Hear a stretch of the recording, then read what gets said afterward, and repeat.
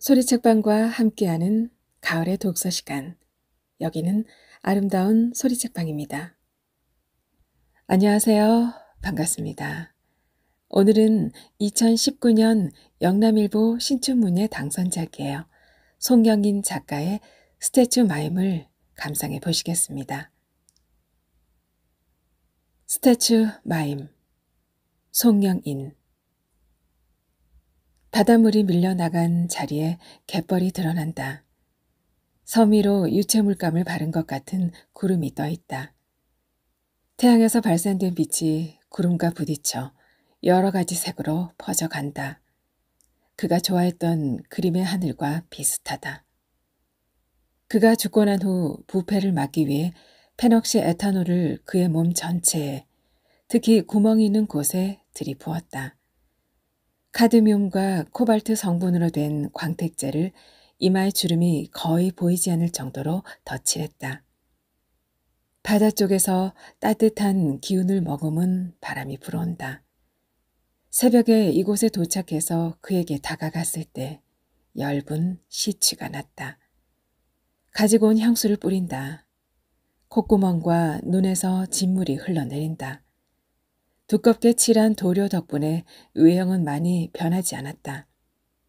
시반이 생긴 부분을 알코올로 닦고 유성 물감으로 다시 도포한다. 10개 물을 뿌린다. 하지만 날씨가 더 풀리면 물도 더는 얼지 않을 것이고 여기에 그대로 둔다면 부패는 급속하게 진행될 것이다. 찰흙이나 고무로 만든 조형물이 아니라는 걸 한눈에 알 수 있을 것이다. 그에게서 전화가 온 것은 사고가 일어나고 1년쯤 지난 후였다. 그는 자신이 원하는 것을 해줄 수 있는 가장 적합한 인물로 나를 선택했을 것이다. 우연히 신문 기사에서 우리 가족의 사연을 보고 연락했다고 말했다. 그런데 전화번호를 어떻게 알았단 말인가? 그는 신문 기사에 전화번호가 적힌 동물병원 간판이 나와 있었다고 말했지만 아내가 스크랩한 신문 기사 어디에도 그런 사진은 없었다. 아마 동물병원 전화번호를 알기 위해 많은 노력을 했을 테고 내게 연락하기 전에 우리 집과 동물병원을 배회하며 나와 아내의 행동을 관찰했을 것이다. 그는 당신과 비슷한 아픔을 가지고 있다고, 서로 아픔을 공유하면 조금은 누그러뜨릴 수 있지 않겠냐고, 자기를 한번 찾아와 주었으면 좋겠다고 여러 차례 전화해 말했다. 처음에는 그를 찾아갈 생각이 전혀 없었다. 하지만 여러 번 통화하는 동안 그의 슬픔에 조금씩 공감이 갔고 나도 누구에게도 말할 수 없었던 아들에 대한 이야기를 그에게 하곤 했다. 한 번도 만나보지 않았지만 오랫동안 알고 지낸 사람처럼 편했다. 아내는 울다가 손등을 긁다가 가슴을 쳐대곤 했다. 나는 서서히 지쳐가고 있었다. 하루만이라도 집을 벗어나고 싶다는 생각이 들었을 때 바람이나 쐬러 오라는 그의 말이 떠올랐다. 바닷가에 도착했을 때 그는 스태츄 마임을 하고 있었다. 투버튼 슈트와 끝이 좁은 넥타이는 단정했고 얼굴부터 구두까지 온통 진갈색 도료로 칠한 상태였다.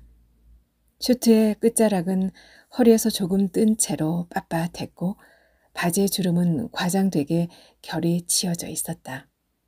사람같이 보이지 않았다. 그는 찌겨뜬 퀭한 눈으로 바다를 바라보았다. 내륙 쪽에서 어스름이 검은 가루처럼 내려앉기 시작할 무렵 자리에서 일어났다. 내가 손을 들어 신호를 보내자 그는 아무 말 없이 건너편 민속주점을 가리켰다. 들어선 술집에는 어디에서나 볼 수 있을 법한 동양화 한 점이 걸려 있었다. 그림 왼쪽에 초가집 한 채가 있고 쌀이로 만든 울타리가 집을 둘러싸고 있었다. 하얀 수염의 노인이 마루에 앉아서 절벽에 위태롭게 서 있는 소나무를 바라보고 있는 그림이었다. 그는 그림을 한참 동안 올려다보았다. 5분 정도 지나자 전혀 움직일 것 같지 않던 그의 입이 열렸다. 에곤 실내에 내굴의 나무라는 그림을 알고 있어? 만난 이후 말을 하지 않아 잘못 찾아왔나 하고 긴장했는데 전화기 너머로 자주 들었던 익숙한 목소리에 마음이 놓였다. 아니요, 잘 모르겠습니다. 빨간 등대 너머로 보이는 울긋불긋한 노을을 바라보았을 때 그 그림이 떠올랐다오. 여러 층의 구름이 여러 빛깔을 만들어내고 있었지.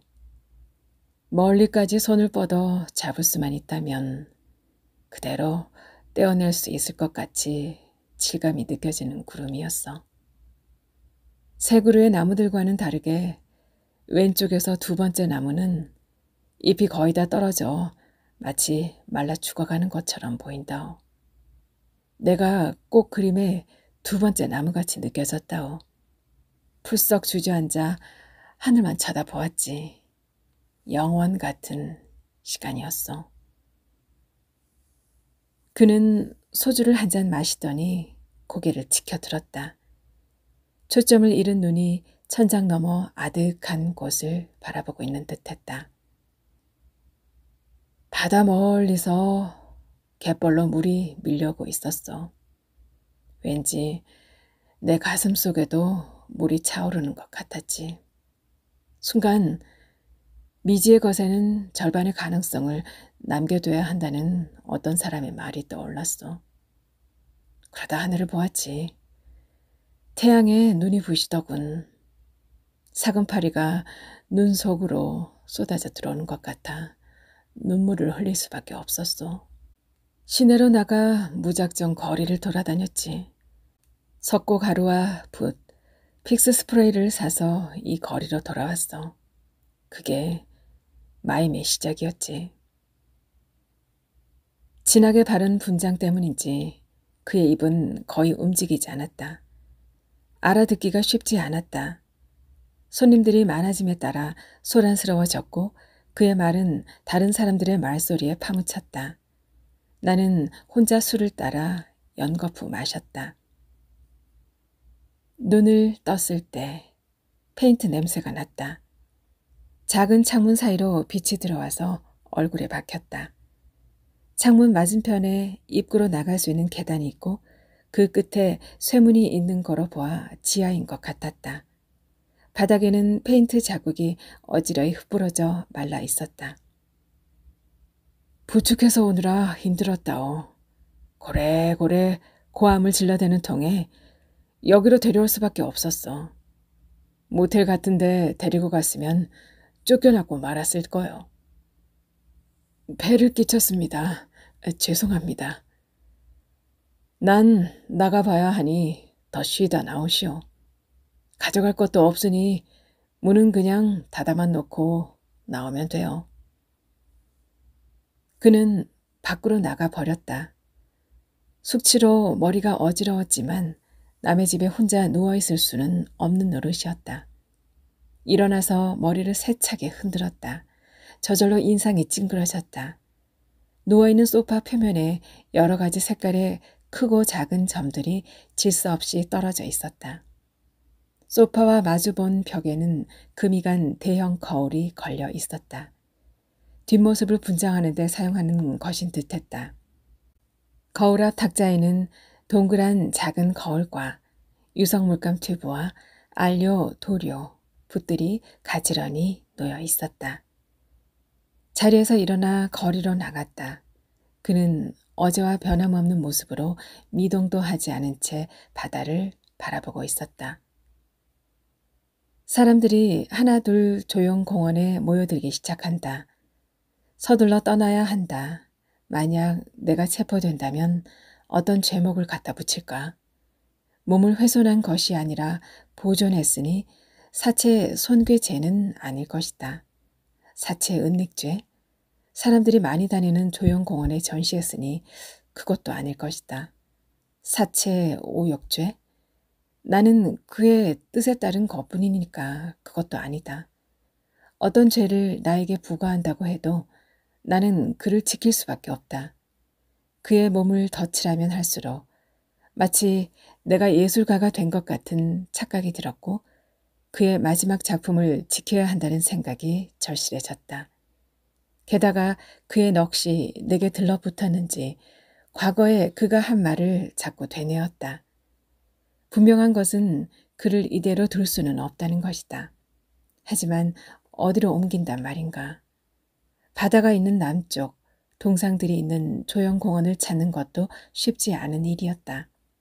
무엇보다 인적이 없는 곳이어야 했다. 앞으로 날씨가 점점 따뜻해질 것이고 아무런 장치 없이 전시한다면 썩어갈 것이 틀림없다. 박제로 만들 자신도 없다. 냉동고에 넣고 겨울에 다시 꺼내는 것도 한 방법이겠지만 내키지 않았다. 그가 냉동고에 갇혀있는 동안 그의 딸이 돌아온다면 그는 죽어서도 나를 원망할 것이다. 작업을 끝내고 일어나자 몸이 휘청대고 눈앞이 깜깜하다. 식욕이 일어나지는 않지만 그를 옮기려면 뭐라도 조금 먹어둬야 할 것 같다. 어제 아침부터 아무것도 먹지 않았다. 그를 지켜볼 수 있게 맞은편 식당 2층으로 올라간다. 화가 양반들은 그럭그럼 일주일에 함씩 색칠을 한단가. 나함 해볼 뭐 내비두는지 알았단께. 올라가는 내 뒤통수에 대고 식당 주인이 말한다. 매번 2시간 정도를 작업했으니 보지 않았을 리 없지만 막상 그렇게 말하는 걸 들으니 더 조급해진다. 밥을 한술 뜨자 가슴이 답답하다. 명치 끝에 걸린 밥이 잘 넘어가지 않는다. 창문 밖에서 사이렌이 울린다. 창문 너머로 그가 있는 쪽을 바라본다. 순찰차 한 대가 다가와서 그 앞에 멈춘다. 제복을 입은 경찰관 한 명이 그를 살펴보더니 순찰차 안에 있는 사복 차림의 경찰을 부른다. 사복이 뭐라고 지시하자 제복이 노란색 폴리스 라인을 설치하기 시작한다. 사복이 어디론가 전화를 건다. 식당 주인이 그쪽으로 가더니 내가 있는 2층을 손가락으로 가리킨다. 도망쳐야 하는 걸까? 내가 저들을 제지한다고 그를 지킬 수 있을까? 안주머니에 있는 그의 유서를 만지작거리다 1층으로 뛰어 내려간다. 이건 제 작품이란 말입니다. 왜 이러시는 겁니까? 그건 부검을 해보면 알 일이고 서로 함께 갑시다. 사복이 내게 수갑을 채운다. 식당 주인이 노란색 폴리스 라인을 배로 밀고 분홍 바가지에 담긴 소금을 뿌린다. 허공에 흩뿌려진 가루들이 햇빛에 부딪혀 반짝거린다. 오늘 장사는 다 해봤네. 해필이면 우리 식당 앞에다 시체를 갖다 놓았는가? 식당 주인이 바가지를 내게 던진다. 제복이 여자를 가로막는다. 여자가 악다구니를 쓴다. 제복이 강제로 나를 경찰차에 밀어넣는다. 내 작품은 건드리지 마시오. 고함을 치며 발버둥 쳤지만 경찰 둘의 힘에는 역부족이다. 아내가 집기를 던질 때면 그를 찾아갔다. 달리 갈 곳도 없었거니와 바다 앞에 우두커니 앉아있는 그를 보고 있으면 마음이 조금은 평안해졌다. 여름에는 사람들이 많이 몰려들었다. 그는 주위의 상황에 아랑곳하지 않고 자세를 유지했다. 언젠가 그가 나를 작업실로 데리고 가서 스태츄 마임 하는 방법을 가르쳐 준 적이 있었다. 자전거를 타고 앞으로 가지 않고 서 있어 본 적이 있어? 5시간을 달리는 것보다 5시간을 움직이지 않는 게 더 힘들지. 정수리부터 힘을 빼야 하오. 그리고 머리카락, 이마를 지나 마지막으로 발가락까지. 하나하나에 정신을 집중해서 힘을 빼다 보면 움직이지 않아도 견딜 수 있는 상태가 된다오. 사람들이 나를 사물로 인식할 때까지 그렇게 힘을 빼고 있다오. 그렇게 해야 오래 기다릴 수 있으니까. 그는 틈날 때마다 분장하는 법도 가르쳐 주었다. 도료의 배합과 색을 고정하는 스프레이 사용법, 광택제에 관해 설명하고 직접 해보라고 했다. 자넨 정말 소질 있군. 이젠 마무리 작업은 맡겨도 되겠어. 나보다 나은 것 같아. 지금 생각해보면 다 계획된 행동과 칭찬이었다. 그래도 그땐 작업에 집중하다 보면 내 처지를 조금 잊을 수 있어서 좋았다. 딸이 4살이 되던 해에 집을 나간 아내는 소식이 없었다. 그는 공공기관이나 사설재단이 의뢰한 포스터를 그리거나 개인 교습으로 생계를 유지했다. 딸은 그가 길에서 잠들었다가 경찰 등에 업혀 들어오고 나서부터 잔소리를 해댔다. 아빠, 나도 내후년이면 고3이란 말이야. 좀 일찍 들어와. 아빠가 안 들어오면 불안해서 공부가 안 된단 말이야. 저번처럼 길바닥에서 잠들까 봐. 그는 공부하기 싫으니까 별 핑계를 다 댄다고 말했지만 그 이후로 술을 마시지 않았다. 동료 화가가 Y섬에서 벽화 그리는 공동 작업을 제안했을 때 딸이 마음에 걸렸다. 마을 전체를 그리는 것이어서 1년 정도 걸릴 것이라고 동료가 말했다. 포스터 그리는 것에 신물이 나던 시기였다. 지자체에서 나오는 보수도 괜찮았다.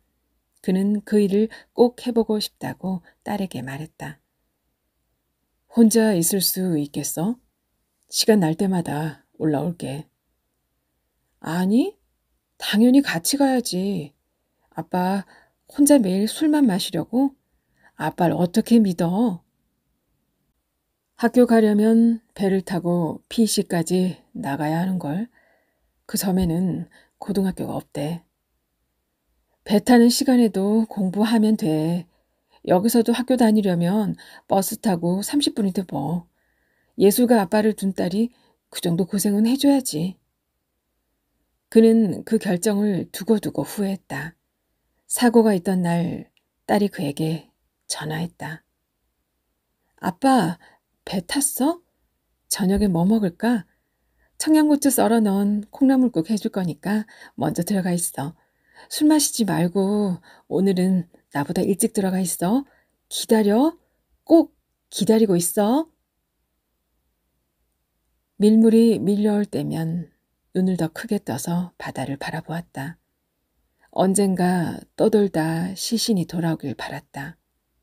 벌써 형체가 없어졌을 게 분명했지만 그렇게 기다리는 게 그가 살아갈 수 있는 힘인지도 몰랐다. 콜럼버스의 배가 바다에 나타났을 때 아메리칸 인디언들은 물결이 일렁이는 것을 볼 수 있었지만 배는 보지 못했다오. 배라는 것이 존재한다는 사실을 몰랐기 때문이지. 한참의 시간이 지나고 나서 주술사가 배를 먼저 보았고 주술사가 그것을 알려주었을 때에야 다른 인디언들도 배를 볼 수 있었어. 시야가 허용하는 한 뼈 한 조각이라도 돌아온다면 나는 한눈에 딸을 알아볼 자신이 있어. 온 정신과 세포들이 모두 거기에 집중되어 있으니까. 침묵을 지키고 앉아있는 시간에 대한 보상인 양 그는 내게 많은 말들을 내뱉었다. 그가 동물병원에 찾아온 것은 3달 전이었다. 그날 새벽 나는 동네 주차장에 세워진 덤프트럭 바퀴에 낀 몰티즈를 노려보고 있었다. 비가 온 뒤라 개는 진흙을 뒤집어 쓴 채 낑낑거렸다. 내일 아침 트럭이 움직이면 몰티즈는 머리가 으깨어져 죽을 것이다. 운 좋게 트럭을 피한다 하더라도 병이 깊어져 죽을 게 뻔했다. 올가미를 들고 다가갔다. 아들은 수학여행을 가서 10층 콘도에서 뛰어내렸다. 보지 않는 게 좋을 겁니다. 검시관이 말했을 때 아내는 믿을 수 없다면서 하얀 천을 들쳤다. 오른쪽 머리가 함몰되고 왼쪽은 부서져 있었다. 뇌수가 흘러내려 따로 유리병에 담아뒀다고 검시관은 말했다.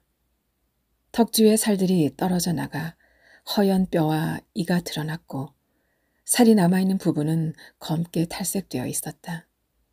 통통하고 여드름이 많던 아들의 얼굴이라고는 믿기지 않았다.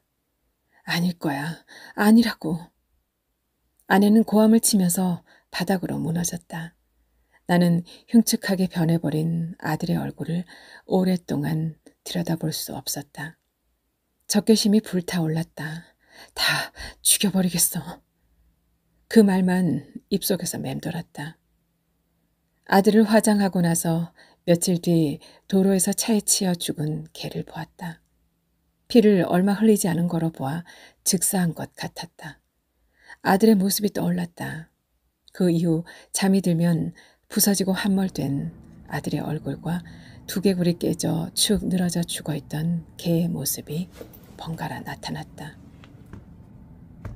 동물병원에 몰티즈를 데리고 와서 덕지덕지 붙은 진흙과 껌 같은 것들을 떼어냈다. 오래된 오물들을 제거하기가 쉽지 않았다. 샴푸에 열중하느라 그가 병원에 들어오는 것도 보지 못했다. 분장을 지운 모습이 낯설었다. 병원에 검진을 받으러 왔다가 잠시 들렀다고 말했다. 유성 물감 때문에 햇빛을 받지 않아서인지 표백제에 담갔다 꺼내놓은 것처럼 얼굴이 하였다. 화학약품의 부작용으로 군데군데 검버섯과 종기가 나 있었다. 이른 새벽에 불쑥 찾아온 것이 깨름칙했다. 내가 작업을 마칠 때까지 그는 천천히 병원 여기저기를 둘러보았다. 뭔가 단서를 찾으려는 형사처럼 구석구석을 살폈다. 주변 정리도 할 겸 검사 결과가 나올 때까지 며칠 동안 이 동네에 머물렀다고 말했다. 어쩌면 나를 관찰하고 있었는지도 몰랐다. 암이라더군. 나는 아무 말도 하지 않고 그를 바라보았다. 그는 무표정한 얼굴로 몰티지에 시선을 두고 말을 이었다. 정상적인 세포가 나빠지고 나빠지다가 어느 순간 암세포로 바뀌는 지점이 있지 않겠소? 그 임계점에 닿기까지 여러 가지 징후가 있었을 거요. 황달이 낀다든가 자고 일어나도 피로가 안 풀린다든가 하는 그런 것들. 그 사고도 어쩌면 그런 게 아닌가 하는 생각이 들었어. 느닷없이 닥친 게 아니라 수많은 원인과 징후가 있었을 거라는. 저번에 말했던 실내 네 그루의 나무 말이요. 네 그루의 나무는 같은 종류라오. 어쩌면 같은 날 심어졌는지도 모르지. 유독 왼쪽에서 두 번째 그 나무만 잎이 거의 떨어졌다오. 이유와 모르지. 잎을 빨리 지게 하는 치명적인 것이 있었겠지. 확실한 것은 언젠가 나머지 세 그루의 나무들도 잎이 모두 진다는 사실이요. 토양과 물이 오염되면 더 빨리 그렇게 되겠지. 조만간 부탁 하나 할 거요. 부디 들어주시오. 무슨 부탁입니까? 말기라더군. 가난 말기. 그가 돌아가고 난 뒤 몰티즈를 죽였다. 작고 마른 놈이라 정맥을 찾기가 쉽지 않았다. 개가 편안하게 죽는 모습을 보고 나면 아들의 깨진 머리와 개의 부서진 안면이 꿈에 나타나지 않았다. 작업이 끝났지만 집으로 돌아가기가 싫었다. 아빠, 나 수학여행 가기 싫어. 아들의 목소리가 귓전에 쩌렁대고 울렸다. 수학여행을 가기 전날 아들이 내게 그렇게 말했다. 학창시절 수학여행은 평생 기억에 남는 법이란다. 내가 점잖게 말했을 때 아들은 어떤 생각을 하고 있었을까? 아들이 죽고 나서 아내는 가해자를 처벌하기 위해 직장도 그만두고 그때 한방에 있었던 아이들을 만나고 다녔다. 마치 아들을 따돌리고 괴롭혔던 놈들이 유죄 판결이라도 받으면 아들이 살아올 것처럼. 자료 조사를 하느라 며칠 밤을 새워도 아내의 눈빛은 형형하게 빛났다. 우리가 선임했던 변호사는 청소년 사건의 경우 목격자들이 적극적으로 진술을 해주지 않아 유죄 판결을 받기가 쉽지가 않다고. 아들의 성기를 담뱃불로 지지고 10층 테라스에서 뛰어내리게 만든 주범에게 3년의 실형을 받게 한 것은 드문 성과라고 했다. 판결이 난 뒤 아내는 집 밖에 나가지 않았다. 잠을 좀처럼 이루지 못했고 잠이 든다 해도 비명을 지르며 금방 깨곤 했다. 아들을 부르는 소리, 누군가에게 비난을 퍼붓는 소리. 심장에 시멘트를 발라놓은 것 같아. 점점 굳어가 심장을 옥죄고 있어. 아내는 그런 소리를 늘어놓으며 손톱을 물어뜯었다. 손톱 밑에서 피가 흘렀다. 뜯어먹을 손톱이 남아있지 않자 예리하게 깎은 연필로 손등을 후벼 팠다. 연필심에는 독이 있잖아. 그 독이 심장까지 도달했으면 좋겠어.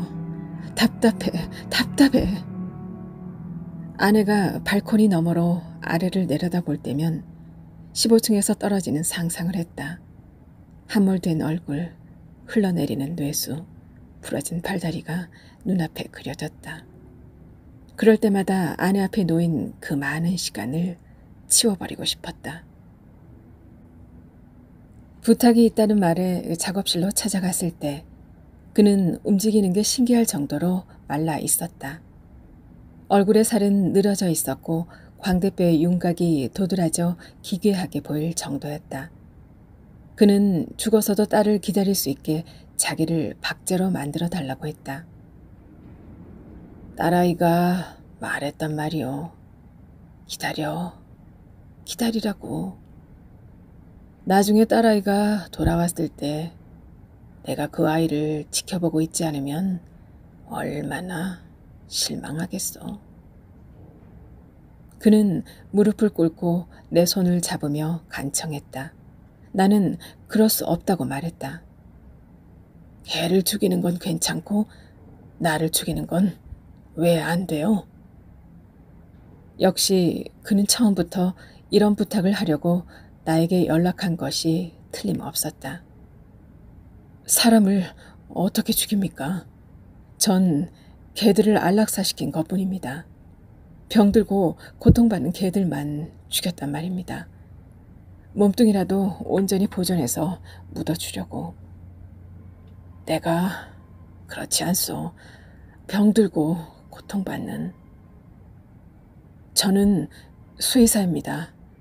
수의사는 동물들의 고통을 줄여줄 의무가 있습니다. 나도 알아봤소. 수의사라도 유기견을 그렇게 죽이는 건 불법이라는 거. 신고라도 하시려고요? 하시려면 하세요. 그는 미쳤다. 어쩌면 나도 미쳤는지도 모른다. 개들을 죽이고 편안하게 잘 보냈다고 자족하는 것이 정상은 아닐 것이다. 한순간에 일상이 깨어져 버린 사람들은 미치지 않으면 살아갈 수 없다. 그래도 그의 부탁을 들어줄 수는 없었다. 손을 뿌리치고 작업실 문을 열었을 때 그가 나를 세차게 끌어당겼다. 근육이라고는 전혀 없는 몸, 어디에 그런 힘이 숨겨져 있었던 것일까. 나는 있는 힘을 다해 그를 뿌리쳤다. 며칠 뒤 문자 메시지가 왔다. 자기를 죽여달라는 부탁은 안 할 테니 마지막으로 술이나 한잔하자는 내용이었다. 차를 몰아 그의 작업실로 갔다. 그는 자세를 고정하기 위해 목받침과 팔걸이를 판자로 덧붙인 의자에 앉아 눈을 감고 있었다. 그를 보는 순간 죽었다는 것을 직감했다. 목의 동맥에 손을 얹었다. 싸늘하게 식어 있었고 맥박이 뛰지 않았다. 그는 얼굴에 주름이 하나도 보이지 않을 만큼 짙게 분장을 하고 주먹을 꽉 쥐고 있었다. 마지막까지 힘을 주어서인지 얇은 살갗에 핏줄이 도드라져 보였다. 힘을 빼는 것과 마찬가지로 힘을 주었을 것이다. 정수리에서 발끝까지. 무릎 위에는 유서가 담긴 하얀 봉투 하나가 놓여 있었다. 그는 박제 만드는 방법을 상세하게 기술했고 유서를 보여주면 아무런 법적 제재도 받지 않을 것이라고 썼다. 자기 몸에 마지막으로 광택제를 바르면서 비로소 딸이 말한 예술가가 된 것 같다고 나에게 자기의 마지막 작품을 완성해 달라고 했다. 하지만 나는 그의 배를 가를 수가 없었다. 그의 피는 굳어가고 있었고 수술 장비가 있는 동물병원은 너무 멀었다. 만약 모든 도구들이 준비되었다면 나는 그를 박제로 만들었을까? 아마 그러지 못했을 것이다. 작업실에 있는 도구들을 이용해 임시적인 방부 처리를 했다. 경찰서 유치장에 갇혀있는 지금 내 앞에는 무한대의 시간이 고여있다. 인간이 자기를 죽이는 이유는 자기 앞에 놓인 시간의 무게를 감당할 수 없어서다. 창살 너머의 아내는 나를 응시하다가 고개를 숙이고 손등을 긁는다. 딱지가 앉기도 전에 피가 나도록 또 긁어대는 모습이 보기 싫다. 영원히 끝나지 않을 것 같은 아내의 반복된 행동에 지쳐갈 무렵 일을 마치고 집 현관문을 열었을 때 아내는 홀린 것처럼 아들의 이름을 부르며 베란다 쪽으로 달려갔다. 두 손으로 난간을 잡고 한쪽 다리를 들어 올려 뛰어내리려고 했다. 나는 반사적으로 아내를 부둥켜 안고 끌어내렸다. 왜 그랬을까? 저렇게 사느니 죽어버리지. 라고 생각한 적이 한두 번이 아니었는데 아내가 나를 돌아보았을 때 그 눈빛은 이미 산자의 것이 아니었다. 물 한 방울 남아있지 않은 깊은 우물을 보는 것처럼 눈속이 텅 비어 있었다. 사람에게는 종지부를 찍고 싶어하는 무언가가 있다오. 그 사건이 있고 나서 가장 부러웠던 게 뭔지 아시오? 시신을 찾고 장례를 치르는 사람들이었어. 바다에서 생존할 수 있는 기간이 한참 지난 뒤 나도 지쳐가고 있었죠. 기다리는 게 얼마나 에너지를 소비하는 일인지 그때 알게 되었어. 혼이 없어진 백이라도 돌아오기를 바란다는 거 쉽지 않은 일이었어. 잠깐 잠든 사이 딸아이가 물속에서 허우적거리고 있는 꿈을 반복해서 꾸었어. 무의식에서는 혼까지 불러들이고 있었던 셈이지. 내가 죽기 전까지 이런 생각들이 반복될 것임이 틀림없어. 그의 몸을 덧칠하기 시작할 때부터 그가 했던 말들이 유령처럼 떠돈다. 성우의 꿈이 뭐였는지 알아? 아내가 가방에서 연필을 꺼내면서 묻는다. 의사나 수의사였잖아. 그건 나나 당신의 꿈이었지. 애니메이션을 만들고 싶어 했어. 그림 그리는 걸 좋아하긴 했지. 성우가 좋아했던 게 뭔지 알아? 강아지를 특히 좋아했지. 강아지를 키울 걸 그랬어. 털 알레르기쯤이야. 지금 생각해보면 아무것도 아닌데 말이야. 아들은 강아지를 키우고 싶어 했다. 초등학교 5학년 때 친구 집에서 갓 태어난 강아지를 품에 안고 집에 온 적이 있었다. 아들은 강아지를 샴푸로 씻기고 드라이기로 말리고는 자기 방에서 우유를 먹이며 우리 몰래 이틀 동안이나 키웠다. 아내의 털 알레르기 때문에 강아지를 돌려주라고 하자 그럴 줄 알았다는 듯이 떼쓰지 않고 친구에게 돌려주었다. 버릇은? 성우의 버릇은? 질문이 이어질 것 같아서 나는 아무 말도 하지 않았다. 손등을 긁는 거였어. 아무리 말려도 소용없었어. 무의식적으로 그러는 거니까. 그때 알았어야 했는데 학교 생활에 대해 더 자세히 물어봤어야 했는데. 잠에서 깨어나기 싫어 이불을 말던 아들의 모습이 떠오른다. 간지럼을 태우고 볼에다 수염을 비비며 뽀뽀를 하면 즐겁해서 일어나던 그 모습. 우리에게도 그런 시절이 있었지. 아내는 그런 장면들을 수없이 되풀이해서 회상하고 회상했을 것이다. 성우의 책상 서랍을 열면 날카롭게 깎아놓은 연필들이 두 움큼이 넘어. 동물 캐릭터들을 그려놓은 연습장이 3권. 동물들이 나오는 애니메이션을 만들고 싶었던 걸까? 병원에 와서 동물들이 갇혀있는 우리 앞에 쪼그려 앉아 아들은 어떤 상상을 하고 있었을까? 그러니까 죽이지 마. 당신도 죽지 마. 그가 분장하던 순서대로 내 옷과 얼굴, 몸에 빠짐없이 도료를 입힌다. 바람에 잘 말려 픽스 스프레이로 색깔이 변질되지 않게 고정한다. 마지막으로 광택제를 바른다. 그가 앉아있던 곳에서 바다를 바라본다. 정수리부터 발가락 하나하나까지 정신을 집중해서 힘을 뺀다. 밀물이 들어온다. 파도의 일렁임을 바라보며 딸을 찾는 것에만 정신을 집중하려고 노력한다. 기자들이 웅성거림에 잡념이 끼어든다. 그는 냉동고에 어떤 모습으로 보관되어 있을까? 도주의 우려가 없다는 이유로 구속영장이 받아들여지지 않아 유치장에서 이틀을 보낸 후 풀려났다. 재판이 끝나면 다시 갇히게 될지도 모르지만 그동안이라도 그를 대신해 딸을 기다리고 싶었다. 기자들이 집에 찾아오고 이곳까지 따라왔지만 나는 한마디도 하지 않았다. 마임을 하고 있으면 짓궂은 사람들이 돌을 던질 때가 있어. 그래도 움직이지 않았지. 머리에서 피가 흘러내릴 때도 있었고 그럴 때면 사람들은 멋쩍은 표정을 지으며 슬금슬금 뒤로 물러나곤 했어. 저번에도 말했듯이 예술가란 주술사 같은 거요. 배를 맨 처음 발견해야만 하는, 사건의 징후 같은 것을 처음 발견해야 하는 거란 말이요. 딸은 나를 예술가라 말했지만 나는 그런 호칭을 들을 자격이 없었어. 그런 지경이 될 때까지 나는 아무런 역할도 하지 못했어. 딸이 죽어가기 직전에도 콩나물국 타령이나 했을 만큼 아무것도 느낄 수 없었어.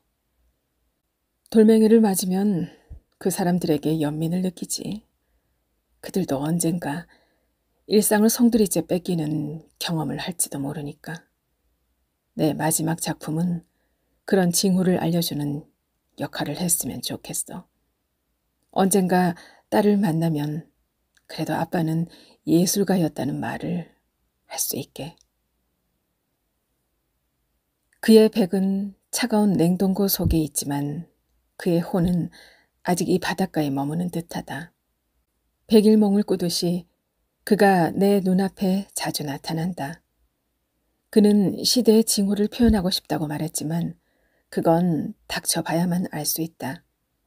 나 또한 신문에서 본 수많은 사건을 그렇게 지나쳐 왔으니까. 언제 왔는지 아내가 내 옆에 앉는다. 함께 바다를 바라본다. 그를 부검했다는 소식을 듣고 나서 잠을 자지 못했다. 먹지도 못했다. 잠깐 졸면 분장한 얼굴이 나타나 부탁을 들어주지 않았다고 원망했다. 13마리의 개들이 한꺼번에 지저댔다. 살이 모두 썩어 뼈만 남은 아들의 해골이 눈물을 흘리며 살려달라고 말했다. 아내와 약속한 이후 더는 개를 죽일 수도 없었고 그를 지킬 필요도 없었다. 내가 할 수 있는 일이란 움직이지 않고 바다를 바라보며 그의 딸을 기다리는 것뿐이었다. 잠을 자는 것과 먹는 행위란 움직이기 위해서 필요한 것이다. 삶의 동력을 잃어버린 상태에선 몸이 잠과 음식을 거부하는 것일까? 검은 모자와 법복을 입은 판사와 검사, 변호사, 재판정 뒤에 있는 방청객까지 평면적으로 보인다. 그가 좋아한 그림을 찾아본 적이 있다. 황혼역의 배경은 대부분이 붉은 빛이었고 파란빛이 군데군데 섞여 있었다. 그는 죽어가는 나무 옆에 서 있는 세 그루의 나무에게 연민을 느낀다고 했지만 내 눈에는 세 그루의 나무가 죽어가는 나무의 양분을 빨아먹으며 더 튼튼해지고 있는 것 같아 보였다. 스크린에 그의 모습이 보인다. 눈을 감은 채 의자에 앉아 있다. 화면이 바뀌자 분장을 지운 얼굴이 나타난다. 아들의 부패한 얼굴과 겹쳐진다. 장기들이 액체가 담긴 병 속에 담겨 있다. 검사가 부검 결과를 증거로 채택해 달라고 재판장에게 말한다. 나는 그의 부탁을 온전히 들어주어야 했다. 피부에 한 땀 한 땀 바늘을 박아 넣으며 그의 마지막 작품을 완성해야 했다. 그의 웅얼거리는 목소리가 들린다. 자네는 아들의 장례라도 치를 수 있었지 않았어. 나는 이렇게라도 딸을 기다려야 한다오. 스멀스멀 구더기가 목구멍으로 기어다니는 것 같이 목구멍이 가렵다. 당신은 50%의 가능성이라도 있지만 모든 것이 확정되어 버린 나와 아내는 뭘 기다려야 한단 말입니까? 검사가 레이저 포인트를 스크린에서 거두더니 다가온다. 펜토바르비탈이란 약품 아시죠? 동물을 안락사시킬 때 사용하는 약품 맞죠? 다량으로 구입하고 소비한 적이 있는데 어떤 목적으로 사용했죠? 이 약품을 사용하려면 법적으로 동물 소유주의 동의를 얻어야 하고 기록으로 남겨야 하는데 기록이 없어요. 어디에 사용했죠? 검사가 빨간 레이저 포인트 불빛을 스크린에 있는 약품통에 비추며 말한다. 아빠, 빨간불이야. 아들의 환영이다. 아들과 나는 횡단보도 앞에 서 있다. 이 정도는 건너도 돼. 차 한 대 안 오잖아. 내 말에 아들은 낯선 사람을 보듯 쳐다본다. 아들은 조그만 규칙이라도 지켜야만 하는 아이였다. 그런 태도가 아들을 죽음으로 내몰았는지도 모른다. 죽기 전에 그놈들에게 칼이라도 들고 찔렀어야 했다. 피고인, 질문에 대답하세요. 검사의 말투가 거슬린다. 내게 명령할 자격이 있는지 궁금해진다. 검사님은 신호위반 같은 거 하지 않으십니까? 검사는 나를 뚫어지게 보다가 판사에게 시선을 돌린다. 피고인, 재판과 관계없는 소리 하지 말고 검사의 질문에 집중하세요. 피고, 재판에 집중하지 않으면 법정 모독죄로 추가 기소될 수 있다는 걸 명심하세요. 재판장이 말한다. 판사님은 법을, 규칙을 잘 지키나요?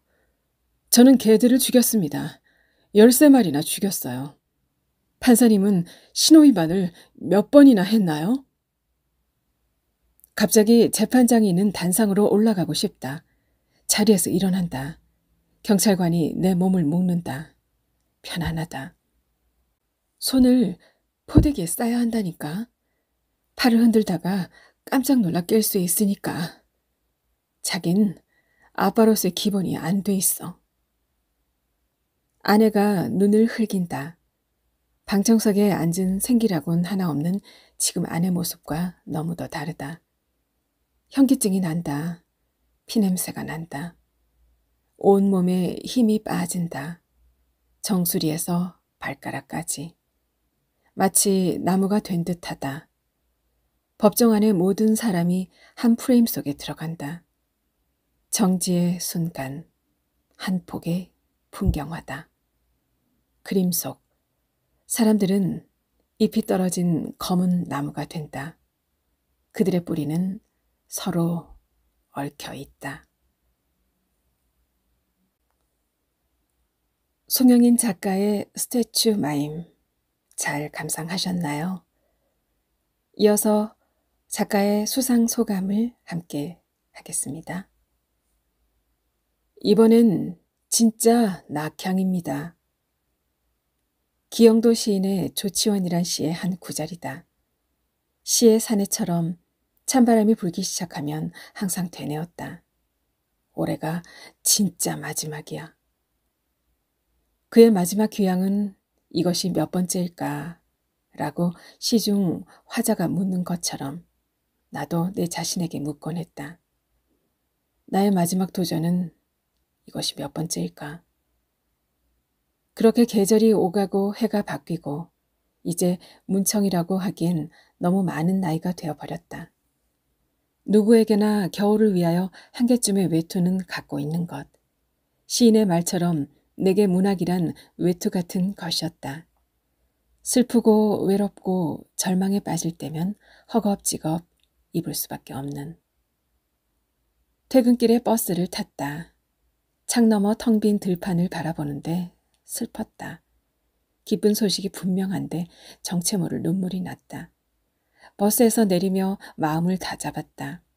늦은 만큼 제게 걸어야겠다고 다짐했다. 어설픈 작품이지만 실빛 같은 가능성을 보고 뽑아주신 심사위원들께 감사드린다. 실망하시지 않게 더 열심히 쓰겠습니다.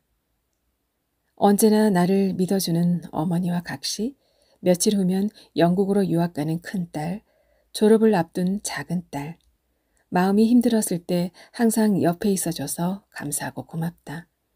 문학을 대하는 자세가 어떠해야 하는지 가르쳐주신 한신대학교 문창대학원 임철우 선생님, 최수철 선생님께 감사드린다. 조현 작가님 일환, 연기, 건, 그리고 라이팅 클럽 나머지 멤버들에게도 감사의 말을 전한다.